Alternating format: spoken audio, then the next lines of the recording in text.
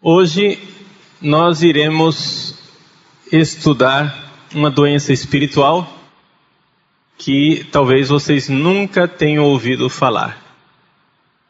Está no dicionário da língua portuguesa, acreditem se quiser.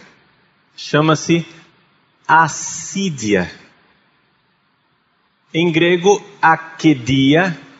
Em português, assídia. Escreve-se A-C-I-D-I-A, com um acento no primeiro I, assídia. Vocês vão encontrar também outras formas de se escrever essa palavra, assédia, assedia, mas a mais comum na linguagem espiritual é assídia. Bom, do que se trata? Por que é que nós usamos um nome tão difícil, quando poderíamos usar um nome tão mais simples? Bom, a história é a seguinte: quando você tem um nome difícil, a primeira coisa que você faz é tentar entender o que é. Se eu dissesse para você que assídia é depressão, você dizia, eu já sei o que é. Mas não é depressão. Aquilo que nós comumente chamamos de depressão é uma manifestação de assídia. Mas também a preguiça espiritual é uma manifestação de assídia. Então não é só uma pessoa que está deprimida. A depressão é um caso mais grave de assídia e é o demônio da assídia, a doença da assídia, que leva ao suicídio, tá? Propriamente dito. Nós já estudamos a tristeza. Nós estamos agora falando de um tipo de tristeza mais triste do que a própria tristeza. É uma tristeza que, nos casos mais graves, pode levar ao suicídio verdadeiramente. O Papa Bento XVI pregou, quando era cardeal Ratzinger, pregou um retiro para sacerdotes, que está publicado num livro, em várias línguas, mas não em português, chama-se Olhar para Cristo. O nome do livro é um retiro sobre fé, esperança e caridade. E ele apresenta a assídia, a preguiça ontológica, como ele chama, como uma manifestação de falta de esperança. Portanto, estamos vendo aqui uma doença espiritual que é caracterizada pela falta de esperança. Mas nós podemos continuar os sinônimos de assídia: depressão, preguiça, tédio. Mas não estou falando aqui de um tédiozinho qualquer, de um tédio que realmente se torna uma forma de vida. Aquilo que os nossos filósofos existencialistas chamavam de náusea. Sartre escreveu muito a respeito disso, a náusea de Sartre. Então é desta doença espiritual que nós estamos falando. A náusea, tédio, a preguiça, uma espécie de falta de energia interior. Parece que existe um enorme sanguessuga que tira toda a sua energia, toda a sua capacidade de resistir. A assídia é o mal dos nossos tempos.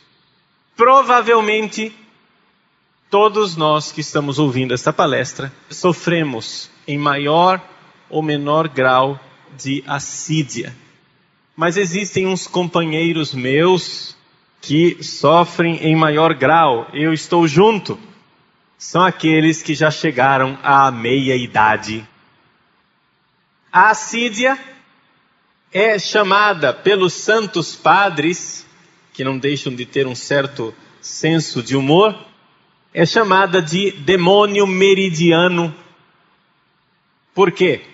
Por causa do Salmo 91. Não temerás o demônio do meio-dia, diz esse salmo. Mas por que demônio meridiano?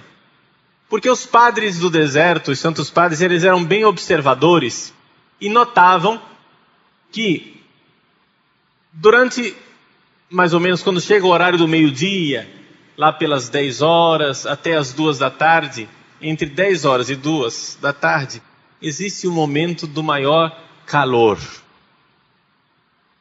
E esse momento é o momento em que as pessoas sentem que as forças diminuem. As pessoas se sentem quase que prostradas, aquela sensação de prostração no meio-dia. Pois bem, os santos padres notaram que isso que acontece no dia, acontece também na vida. Quando a gente chega no meio-dia da vida, na meia-idade, também, de repente, surge esse problema de falta de energia, uma prostração geral. Por quê? Porque antes, quando a gente é jovem, a gente costuma dizer assim, o jovem é cheio de idealismo. Quando a gente vai já no meio-dia da vida, começa a já não criar tantas ilusões, começa a ser mais realista. Parece que sumiu o combustível. Nos casos mais graves de assídia, a pessoa não tem nem força para sair da cama de manhã. Sair da cama de manhã é uma operação de guerra. Conseguir arranjar força em algum lugar para se levantar. Os casos mais graves ainda, a pessoa não tem nem coragem para tomar banho, para fazer os atos mais simples da vida. Os atos mais normais começam a ser extremamente cansativos, problemáticos. A assídia. A assídia no Ocidente, aqui entre nós, ficou mais conhecida na literatura mística como a noite escura da alma, a aridez espiritual. Mas a noite escura da alma e a aridez espiritual, novamente, é só uma das manifestações dessa realidade muito mais complexa que é a assídia. E é interessante, uma coisa que acontecia com pessoas já de mais idade, meia idade, hoje está acontecendo cada vez mais cedo. É impressionante a quantidade de jovens e até crianças assidiosas. Crianças, nós na linguagem popular ou científica da nossa atualidade, crianças depressivas. Jovens, já tão jovens, depressivos.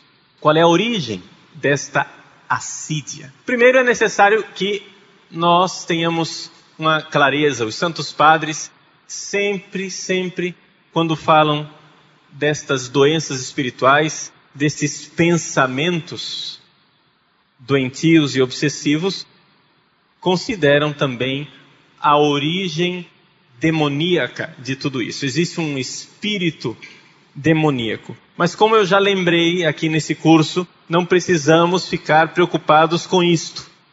Nós convivemos diariamente, há muitos anos, com os demônios. E nem por isso perdemos a nossa paz. Assim como convivemos com milhares, milhões de micróbios todos os dias. E nem por isso estamos desesperados. O problema não é preocupar com o demônio, é preocupar com a identificação da doença. É importante que a gente veja a diferença entre a assídia e a tristeza. Por quê? Porque a terapia da tristeza nós já estudamos. A assídia e a tristeza são duas doenças aparentadas, muito próximas uma da outra. Muito próximas. E essa proximidade às vezes confunde. Eu estou somente triste. Mas eu vou tentar explicar para vocês como é que acontece a assídia, para que a gente, vendo como acontece a assídia dentro de nós, nós possamos distinguir da tristeza. A nossa alma é a nossa alma. Então não dá para a gente dissecar em pedaços e dizer, olha, vamos fazer aqui a anatomia da alma. Mas nós notamos que existem áreas de especialização da alma. aquilo que nós conhecemos como o intelecto, a parte mais racional da alma, a parte racional, que é aquela que deveria conduzir a nossa vida. Esta parte racional da alma, os santos padres, em grego, chamam de nous. Tudo bem. Só que acontece que existe a parte irracional da alma. É aquilo que nós temos em comum com os animais. O que é que nós temos em comum com os animais? Duas coisas.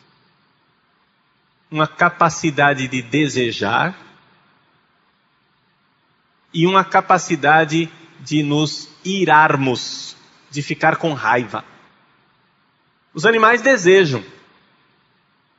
E não estou falando só de desejo sexual, eles têm desejo por coisas.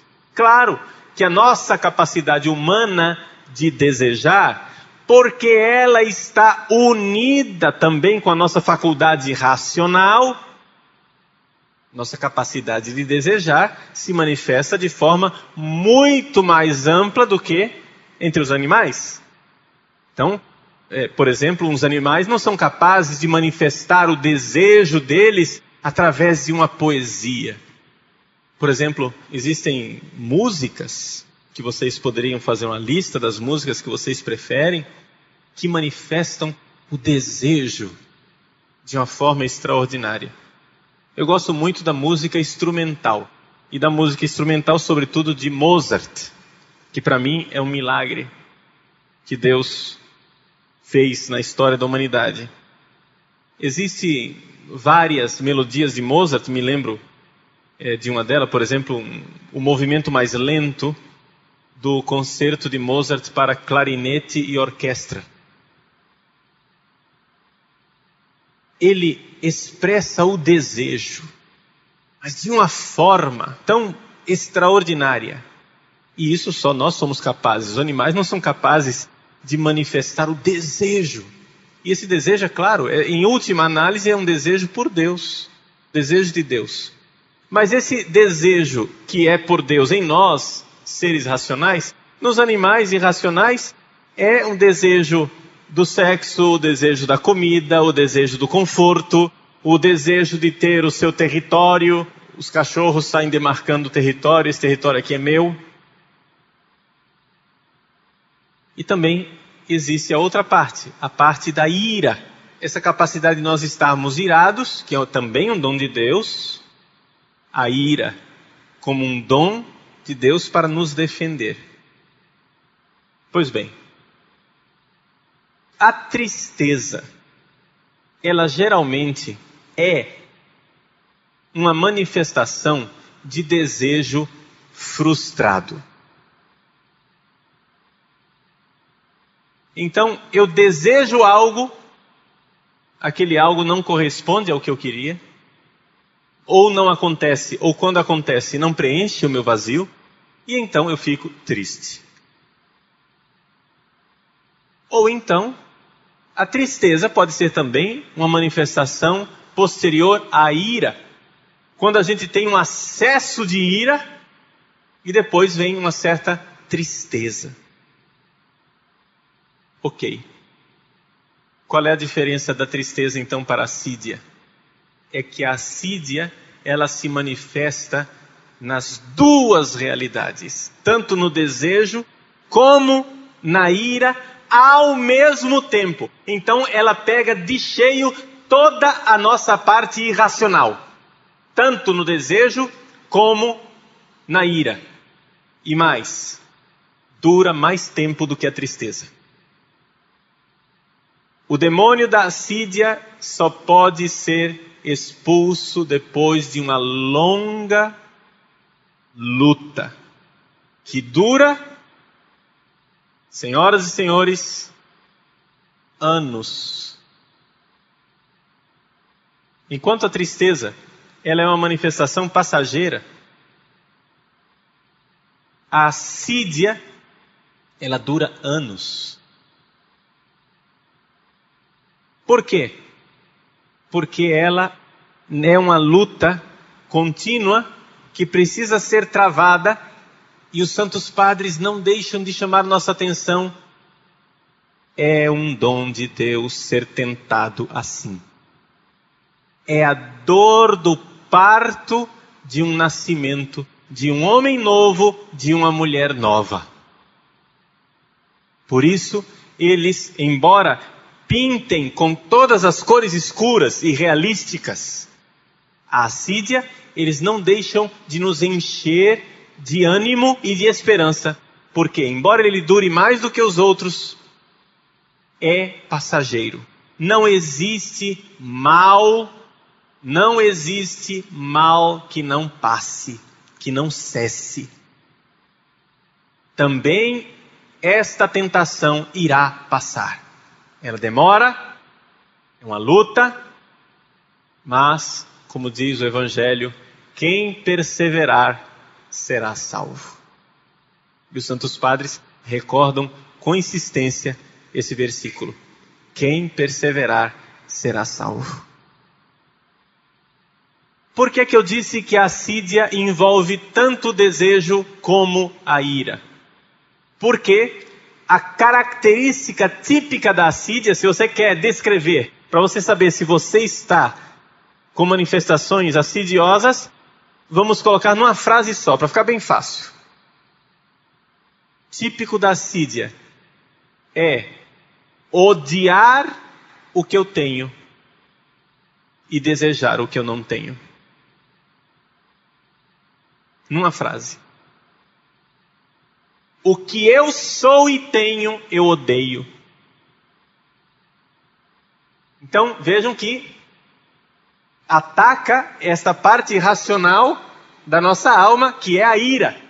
É um ódio, é uma ira, é uma raiva do ser, daquilo que eu sou, daquilo que é a minha vida, do que a minha vida tem sido até agora. E é interessante que como isso se manifesta com toda clareza na meia-idade, na crise dos 40. Por quê? Porque quando você chega aos 40 anos, você vê que tem mais estrada para trás do que para frente. E você vê que aqueles sonhos que você tinha na sua adolescência, de que você seria feliz, que iria alcançar não sei que prodígios, você começa a ver que a probabilidade de que você jamais alcançará tudo aquilo que você sonhou e pensou é muito grande. E aí existe uma coisa chamada desilusão.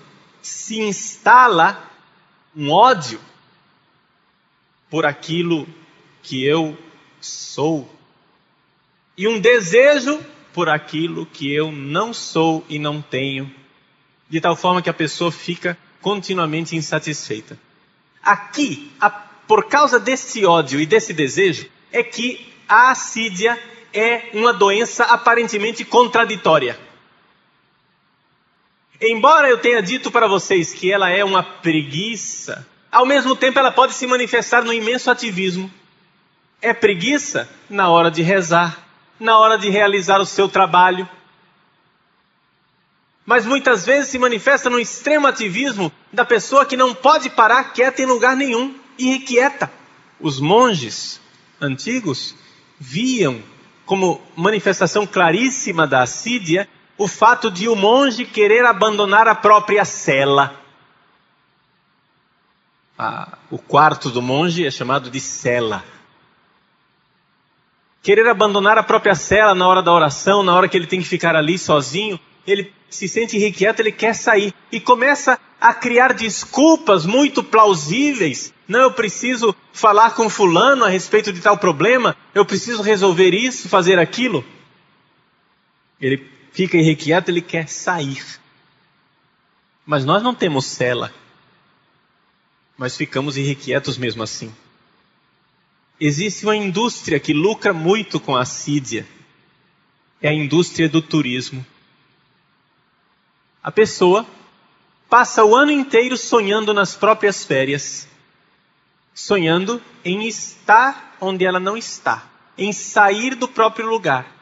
Parece que se ela sair dali, se ela mudar de cidade, se ela for para outro lugar, ela irá se realizar. Se ela encontrar outras pessoas, se ela realizar outros projetos. Eu não tenho dúvida de que, por exemplo, muito da falta de decisão vocacional dos nossos jovens é também um fenômeno assidioso. O jovem faz uma faculdade, mas não é aquilo. Então ele tranca a matrícula, faz outra. Tranca e faz outra, e faz 3, 4, 5 e não acerta nunca. Porque ele odeia o que é e deseja o que não é. Ele está num lugar com o coração noutro lugar.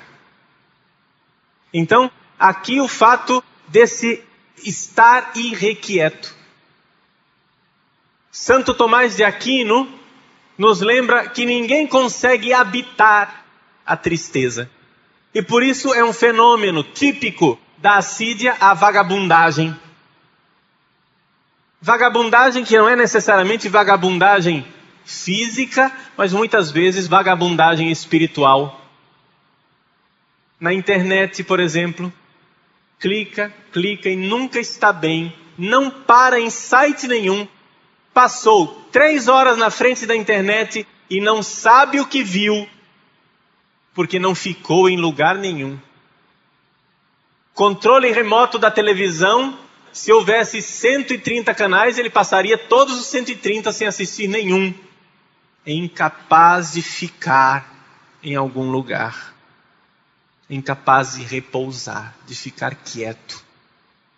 Nós depois iremos ver como nós podemos resolver a esses males. A palestra de hoje é somente uma tentativa de descrever essa doença espiritual que vocês já estão vendo. Não é uma doença de monges, é uma doença nossa, é uma doença bem atual. Pois bem, além desta inquietação, a assídia pode também ser acompanhada por uma negligência, uma vontade de não cumprir os próprios deveres. E é aqui que acontecem as crises vocacionais. Fulano é padre, atacado pela assídia, começa a pensar, será que não exagerei? Será que se eu tivesse continuado a minha vida normal, tivesse continuado no meu namoro, eu hoje não estaria muito melhor? A pessoa começa a rever as suas opções e começa a pensar que exagerou demais. Se você renunciou a vícios, começa a repensar, mas será que eu não deveria? Eu não exagerei? Abandonando o cigarro, abandonando a bebida, um pouquinho. Acho que não faz mal a ninguém. É interessante que a assídia, ela é uma doença que está exatamente no meio das outras. E é por isso que nós colocamos esse capítulo sobre a assídia aqui. Por quê? Porque ela afeta tanto as pessoas que vivem uma vida um pouco mais grosseira, nos vícios e nos pecados, nas doenças espirituais mais grosseiras, como a gula, a sexualidade desregrada, a avareza, que são coisas mais materiais, como afeta também as pessoas mais adiantadas na sua caminhada espiritual. Pessoas que renunciaram ao sexo desregrado, que renunciaram às bebidas e às drogas, que renunciaram à comilança, vivem uma vida de pobreza, estão avançados espiritualmente, mas têm outro tipo de doença. Qual é a doença espiritual típica dos progredidos? A vaidade e a soberba, que nós iremos estudar. Está no fim da nossa lista. A vaidade e a soberba é típica de quem já tem uma caminhada espiritual. A pessoa começa a se achar um anjo, um santo. Basta um olhar e as pessoas já são curadas. Basta que me toquem as vestes e então as pessoas já se convertem. A vaidade e a soberba. Típica das pessoas que já têm um progresso espiritual, principalmente se receberam dons espirituais, dons místicos, dons carismáticos. Essas pessoas são afetadas pela vaidade e pela soberba. Pois bem, tanto as pessoas que vivem uma vida mais grosseira, na avareza, na luxúria e na gula, como as pessoas mais adiantadas que vivem na vanglória e na soberba, podem sofrer de assídia. A assídia parece que é um sumidouro geral que junta essas duas realidades. Por quê? Porque ela está no meio da estrada das várias paixões. Por exemplo, a pessoa que vive esperando felicidade no sexo, depois de uma vida desregrada de sexo, termina vivendo o quê? A náusea, a depressão, porque vê que aquilo não corresponde. Mas também as pessoas espirituais que se exibem na oração, quer que todos vejam que ela tem calos nos joelhos, que ela passa horas na frente do Santíssimo. Essas pessoas que têm grande dom de pregação, padres muito queridos, famados, etc, etc, vivem a vaidade, também podem cair na assídia. Por quê? Porque, é claro, nós nascemos para a glória, mas a vanglória, ela é uma glória vazia, sem sustentação, e ela termina caindo nessa realidade da assídia. Então, é interessante nós notarmos estas características da assídia. Ela é um mal generalizado. Essa é a expressão que os santos padres usam. É um mal generalizado. Parece que nada está bem. Por isso, os santos padres chamam a assídia de doença complexa. Embora seja complexa, nós já vimos que ela é uma questão irracional. Então, a alma vive uma espécie de preguiça. Tanto que a assídia, aqui no Ocidente, foi sempre traduzida por muitas pessoas como preguiça. A preguiça espiritual. Mas estamos vendo que é uma coisa mais complexa do que a preguiça. Mas existe uma atonia da alma. A alma perde o seu tônus. Para que a alma reaja, ela precisa estar numa certa tensão. Nossa alma é mais ou menos como um estilingue. Para que ela nos arremesse para Deus, ela precisa ter uma certa tensão. Pois bem, a assídia é como se o elástico do nosso estilingue tivesse ficado velho. Perdeu a tensão, ficou frouxo. É uma atonia, uma falta de tensão da alma.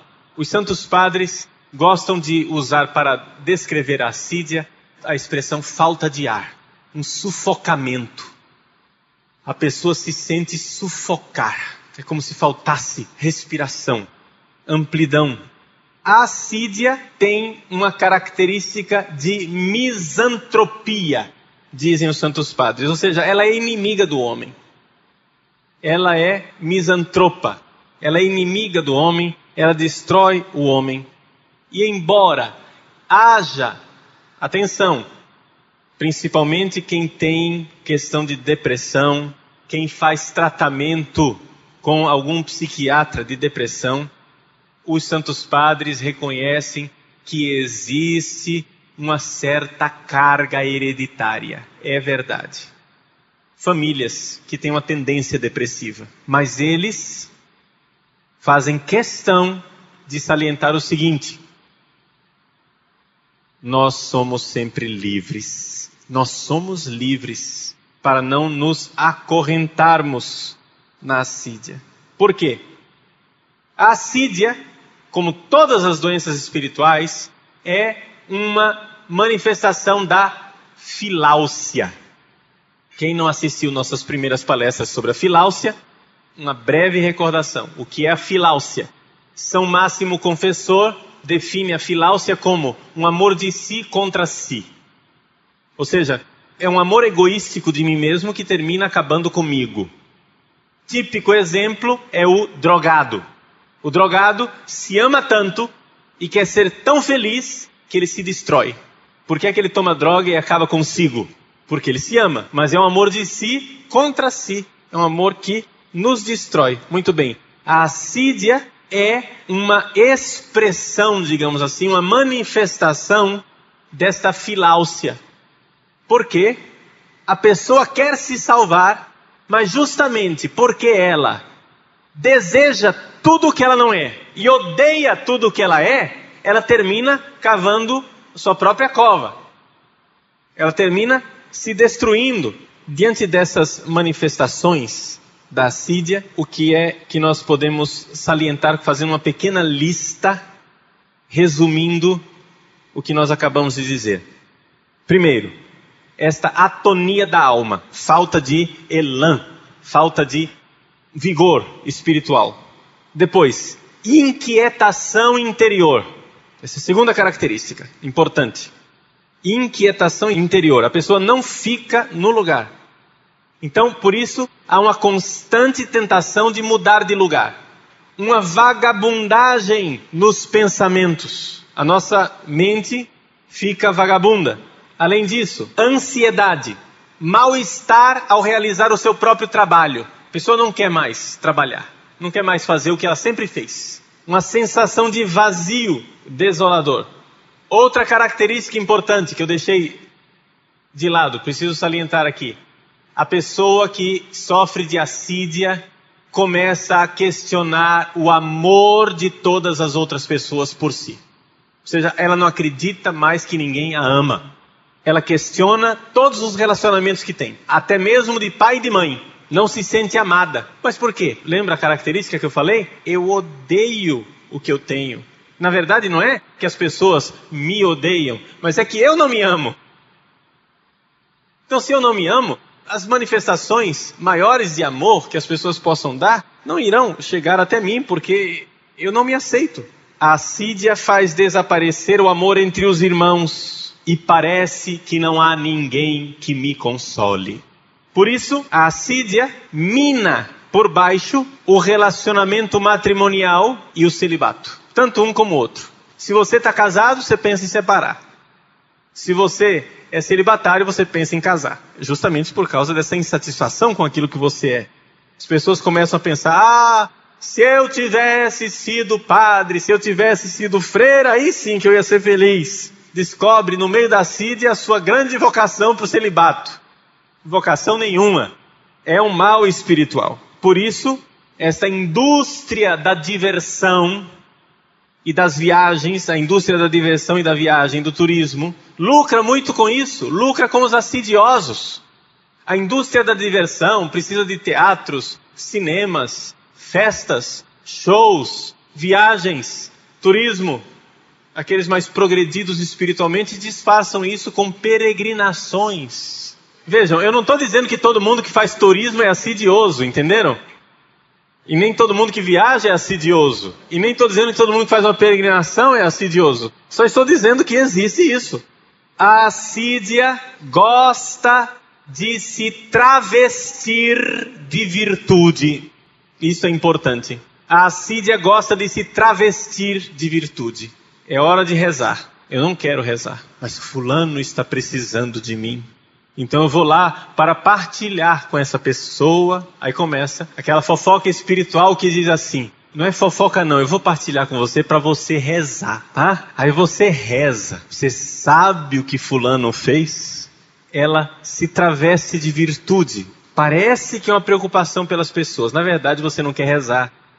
Na verdade você está irrequieto. Na verdade você não para quieto. A assídia tem a característica do ativismo. Vejam como é paradoxal. Quando a gente fala preguiça ontológica, a pessoa pensa o quê? O cara está parado, está devagar, quase morrendo, né? Não. A assídia pode se disfarçar de ativismo. Justamente por causa desta realidade irrequieta, que não gosta de ser o que é, pode parecer uma virtude de zelo. Fulano é grande trabalhador, na verdade, ele é um assidioso. Ele não pode parar, porque se ele parar, ele está mal consigo mesmo. Então, pessoas que não rezam nunca, você nunca vê a pessoa rezando. E no entanto faz o bem aos outros, faz as coisas boas, virtuosas. mas são simplesmente sintoma da assídia. Aí você vai perguntar, padre, mas como distinguir então? Agora o senhor me assustou, porque eu faço tanta coisa, eu trabalho o dia inteiro. Como distinguir? Bom, a grande distinção que os santos padres gostam de chamar a atenção está na intenção. Por que é que eu faço tudo o que eu faço? A ilusão da agenda cheia pode ser uma forma de mascarar o nosso vazio interior. Na verdade, todo exagero é patológico. O problema aqui não está no fazer, está no fazer demais. Se a pessoa faz demais, se a pessoa não consegue se deter diante das coisas, então existe algo de errado aí. Muito bem. O demônio é amigo de todo tipo de exagero. Qual é então o critério? Está nos frutos. A pessoa que faz a caridade de forma sadia, ela tem dentro de si uma mansidão, uma humildade, uma tranquilidade. Ela não é a salvadora do mundo. Veja uma Madre Teresa de Calcutá, uma irmã Dulce, cuja causa de beatificação já está, graças a Deus, bem avançada. São pessoas que fizeram coisas extraordinárias pelos outros, mas de uma paz, de uma tranquilidade interior extraordinária. Pessoas de profunda adoração, de profunda oração, de passar horas na frente do Santíssimo. Os frutos são importantes para que nós não caiamos no ativismo. Além disso, uma outra característica importante, o minimalismo na vida de oração. A assídia é a grande inimiga da vida de oração. A oração torna-se problemática. Os santos padres descrevem de forma até jocosa, dizendo assim: quando o monge vai para o ofício divino, que ele tem que rezar, quando ele vai para o ofício divino, de repente os olhos ficam pesados e ele começa a bocejar. Acabou o ofício, ele fica desperto outra vez. Aí volta ao ativismo. É típico da assídia. É uma sonolência que só aparece na hora da oração.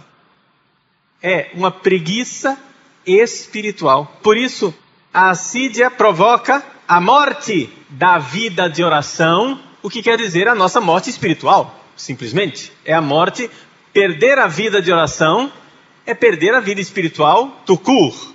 Basta, perdeu tudo.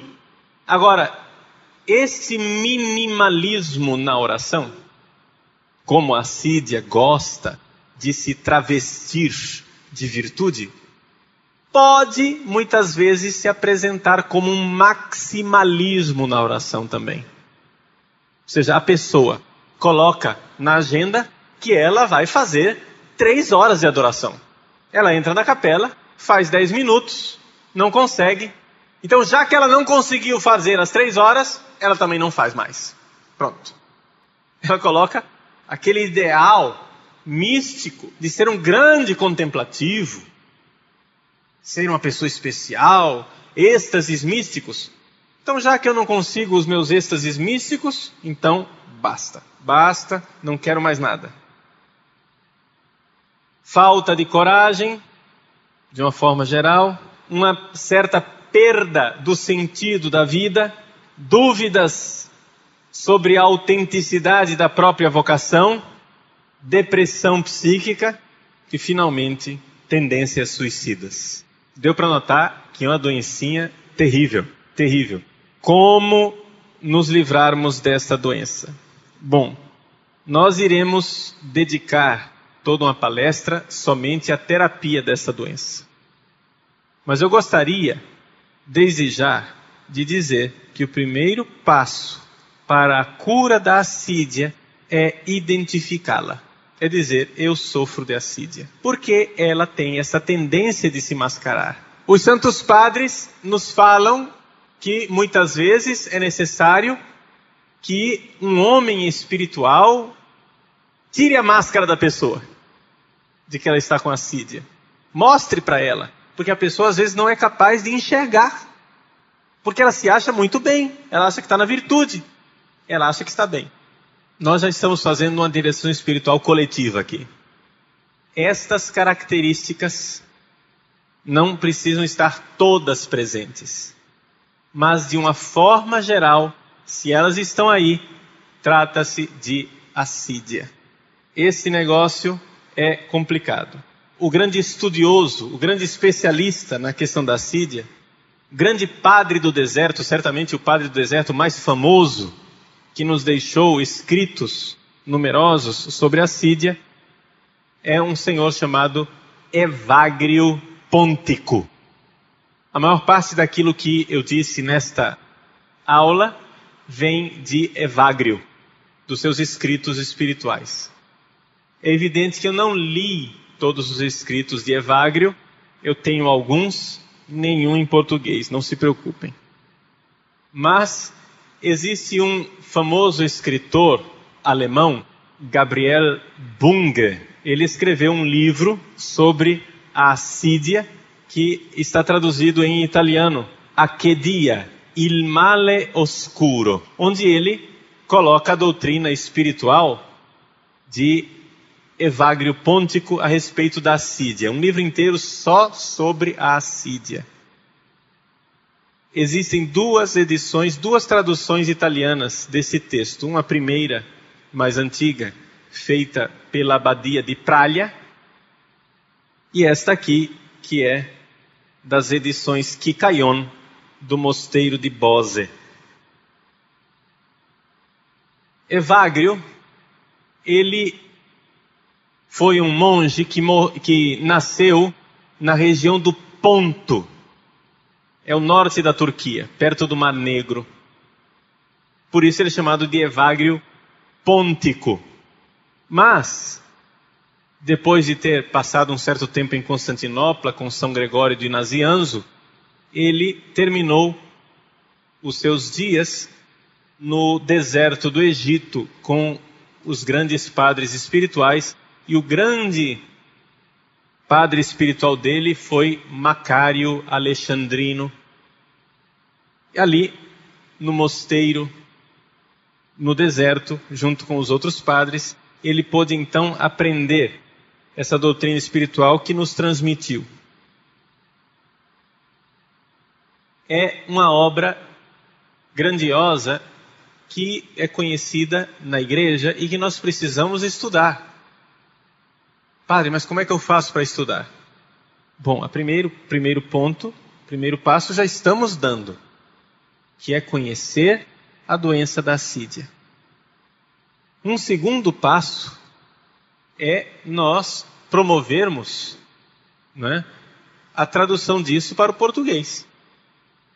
Nós vamos precisar, no Brasil, acordar para o fato de que o caminho espiritual já existe.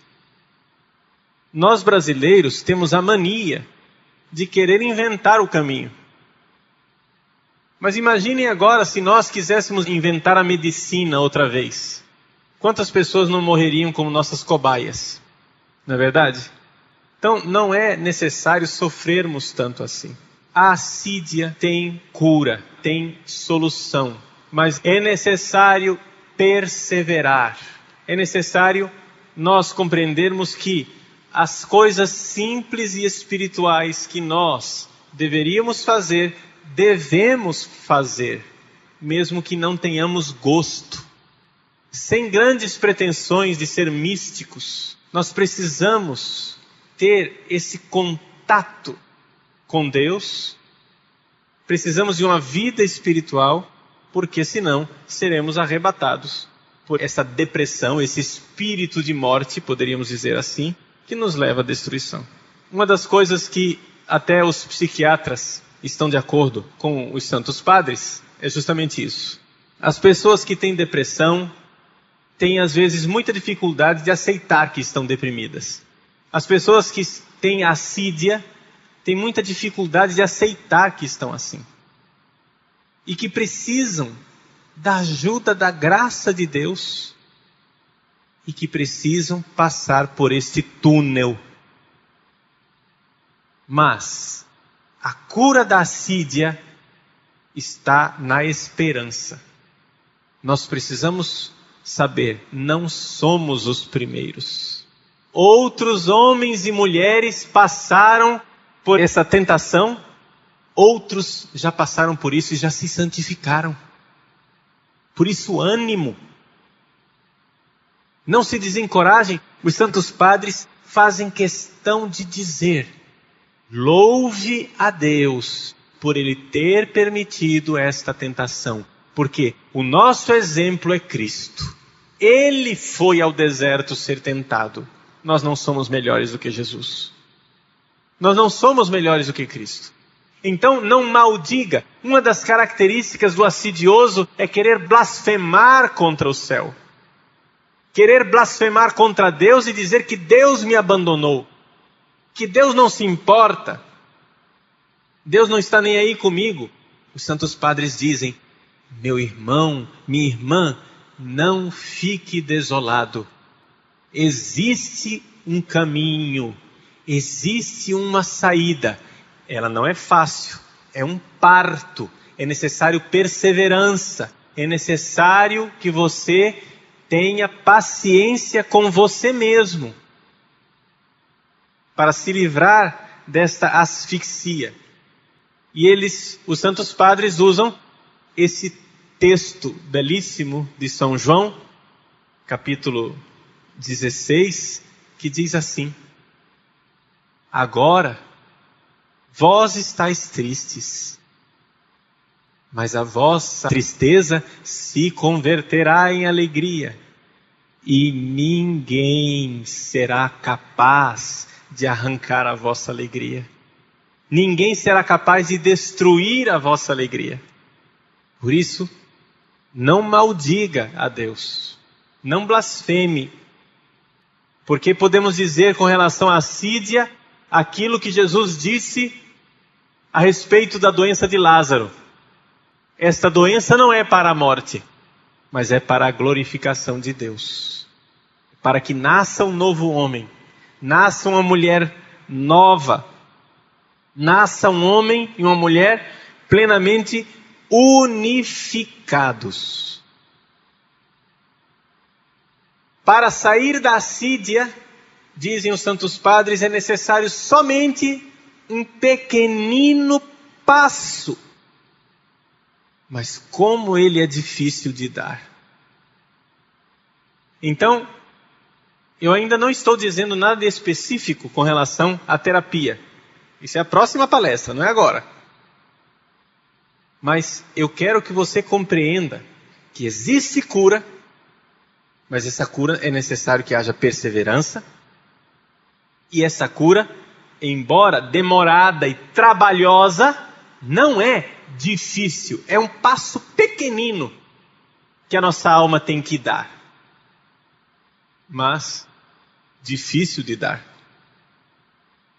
A pessoa que venceu a assídia é como Santo Antão, grande abade iniciador do monaquismo.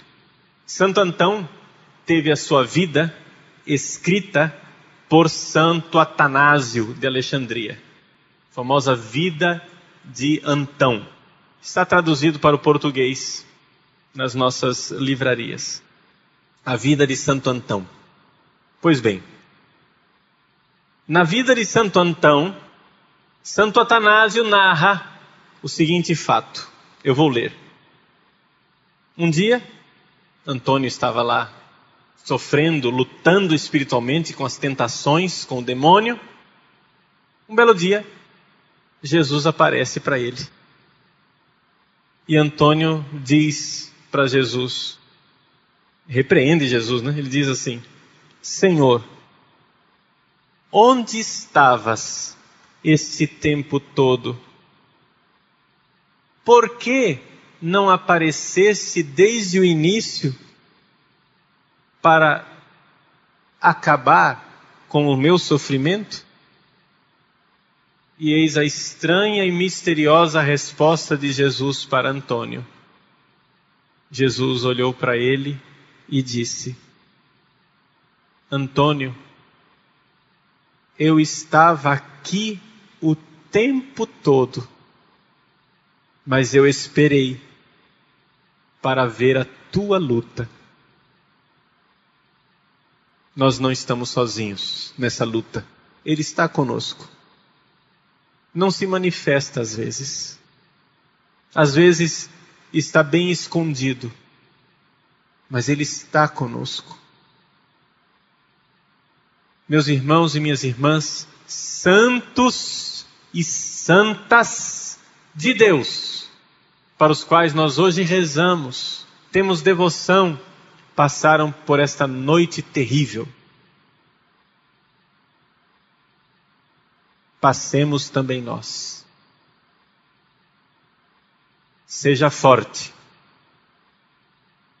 Seja homem. Seja uma mulher forte.